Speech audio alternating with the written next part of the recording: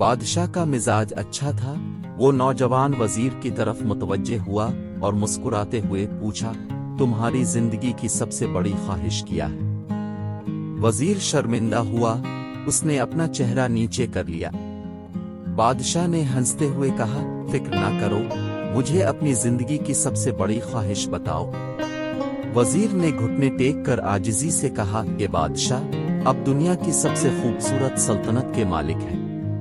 मैं जब भी इस बादशाही को देखता हूँ मेरे दिल में एक ख्वाहिश पैदा होती है। अगर इसका 10वां हिस्सा मेरा होता तो मैं दुनिया का खुशकिस्मत तरीन शख्स होता। वजीर खामोश रहा। बादशाह ने हंसते हुए कहा, अगर मैं तुम्हें अपनी आधी सल्तनत दे दूं?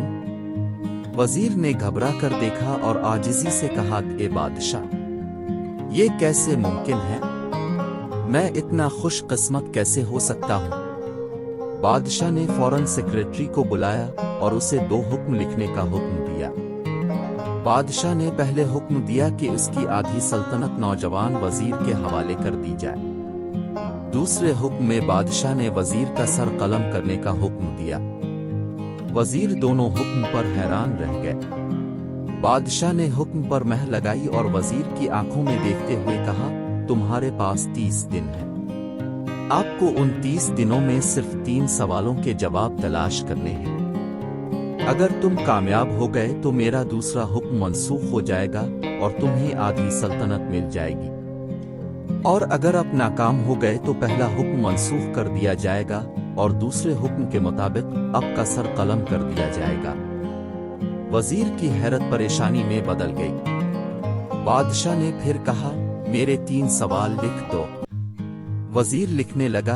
बादशाह ने कहा, इंसानी जिंदगी की सबसे बड़ी सच्चाई क्या है? उसने तवक्कुफ किया और कहा, दूसरा सवाल यह है कि इंसानी जिंदगी का सबसे बड़ा धोखा क्या है?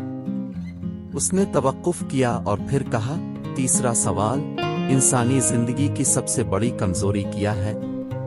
बादशाह ने फिर घंटी मारी और बुलंद आवाज से कहा, अब तुम्हारा वक्त शुरू हो रहा है। वजीर ने दोनों अहकामात उठाए और अदालत से भागा। उन्होंने आज शाम मुल्क भर से दानिश्वरों, अदीबों, मुफक्किरों और ज़हीन लोगों को इकट्ठा किया और उनके सामने सवाल रखा, लेकिन वो कोई राय कायम न कर सके। वजीर ने अगले दिन दानिश्वरों की तादाद बढ़ा दी, लेकिन नतीजा वही निकला। वो आने वाले दिनों में लोगों की तादाद में इजाफा करता रहा, लेकिन इसे कोई तसल्ली बख्श जवाब न मिल सका जब तक कि वो मायूसी के आलम में दारुल हुकूमत से बाहर न चला गया। उसने पूरे मुल्क में सवाल उठाया, लेकिन तसल्ली बख्श जवाब न मिल सका। वो शहर से शहर और गांव-गांव फिरता रहा। शाही लिबास फटा हुआ था, पगड़ी ढीली करके गिले में लटका दी गई थी, इसके जूते फटे हुए थे और उसके पांव में छाले पड़ गए थे। यहाँ तक कि बैटिंग का आखिरी दिन आ गया। उसे अगले रोज अदालत में पेश होना था। वजीर को यकीन था कि ये इसकी जिंदगी का आखिरी दिन है। कल उसकी गर्दन काट दी जाएगी और उसकी लाश शहर के मरकजी पुल पर लटका दी जाएगी। वो मायूसी के आलम में दारुल हुकूमत की कच्ची आबादियों में पहुंचा। आबादी के सिरे पर एक भिखारी की झोंपड़ी थी। वो गिरकर इस झोंपड़ी तक पहुंच गया। फकीर पानी में डुबोकर सूखी रोटी खा रहा था। इसी वक्त दूध का प्याला था और भिखारी का कुत्ता दूध पी रहा था। भिखारी ने वजीर की हालत देखी, हंसे और बोले, जनाब, आप सही जगह पर हैं। मेरे पास आपके 3 सवालों के जवाब हैं। वजीर ने हैरत से इसकी तरफ देखा और पूछा, तुमने कैसे अंदाजा लगाया कि मैं कौन हूं और मेरा मसला क्या है? भिखारी ने सूखी रोटी के टुकड़े प्लेट में रखे, मुस्कुराया, अपना बोरी उठाकर वजीर से कहा, उधर देखो, समझ जाओगे। वजीर ने नीचे देखा। बोरी के नीचे एक शाही चादर थी। ये वो लिबास था जो बादशाह अपने करीबी वज़रा को तोहफे में देता था। फकीर ने कहा, आलिया, मैं इस सल्तनत का वजीर भी था। एक दफा मैंने भी आपकी तरह बादशाह पर शर्त लगाने की गलती की थी, लेकिन अब नतीजा आप खुद देख ले। फकीर ने सूखी रोटी का एक टुकड़ा उठाया और इसे खाने के लिए दोबारा पानी में डुबो दिया। वजीर ने अफसुर्दगी से पूछा, क्या आपको भी जवाब नहीं मिला? फकीर ने हंसकर जवाब दिया, मेरा मामला अब से मुख्तलिफ था। मुझे जवाब मिल गया था। मैंने बादशाह को जवाब सुनाया। मैंने आधी सल्तनत का हुक्म फाड़ दिया। बादशाह को सलाम किया और आकर इस झोंपड़ी में बैठ गया। मैं और मेरा कुत्ता दोनों मुतमईन जिंदगी गुजार रहे हैं। वजीर को हैरत हुई, लेकिन यह साबित वजीर की हमाकत का तज्जिया करने का वक्त नहीं था। उसका जवाब तलाश करने का वक्त था।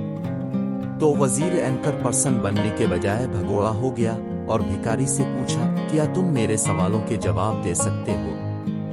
फकीर ने हाँ में सर हिलाया और जवाब दिया, मैं पहले 2 सवालों के जवाब मुफ्त दूंगा, लेकिन तीसरे जवाब के लिए आपको पैसे अदा करना होंगे।